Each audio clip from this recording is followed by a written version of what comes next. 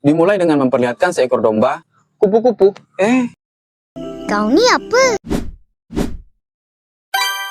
Dopu ini sosok yang selalu membawa klien atau pekerjaan kepada Arne, seperti istri yang kehilangan suami, wanita yang kehilangan kekasih, sendal yang tertukar, serta kotak amal yang hilang. Dopu membawa seorang tante cantik. Tante itu meminta tolong pada Arne untuk menyelidiki tentang suaminya yang diduga berselingkuh. Ia bercerita, 2 bulan yang lalu, suaminya terjatuh dari tangga dan terluka parah. Ia kehilangan kemampuan untuk berbicara. Sebelum terjadinya insiden tersebut, suaminya adalah orang yang sangat baik dan penyayang. Namun setelah keluar dari rumah sakit, sikapnya berubah. Suaminya seperti menjauh dan menghindar darinya. Tante yang bingung dengan sikap suaminya, dan ditambah sekarang ia tidak bisa bicara dan tak terlihat.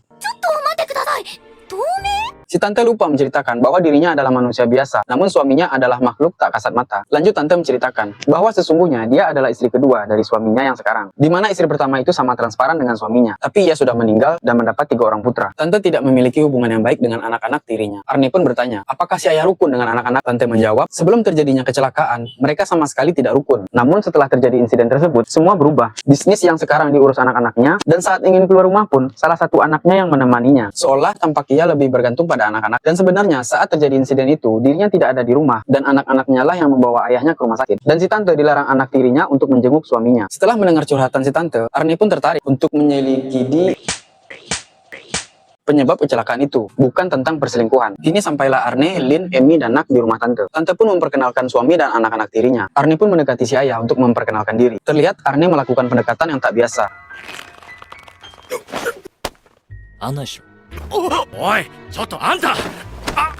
Setelah pertemuan dan perkenalan singkat itu, tampak Arne yang menyadari sesuatu. Kini Arne dan yang lainnya, berikut juga tante, sedang berkumpul di rumah Arne. Arne mengatakan bahwa dirinya telah mengamati ketiga anak tirinya menggunakan darahnya yang ia tempelkan kepada mereka, layaknya GPS. Lanjut Arne menjelaskan bahwa ketiga anaknya selalu bergantian tidur di kamar ayah mereka. Dan Arne memastikan pada tante bahwa suaminya kemungkinan besar telah meninggal karena ia mencium bau darah yang sangat kuat di sekitaran rumah si tante. Selesai Arne menjelaskan penemuannya pada tante, Arne pun menyuruh si tante untuk pulang karena tugasnya untuk menyelesaikan misteri telah selesai. Lin yang mendengar perkataan Arne pun menolak karena itu berbahaya mengingat pelaku yang berada di rumah. Arne yang mendengar perkataan Lin pun mengizinkan tante untuk tetap tinggal. Namun saat Arne mengatakan,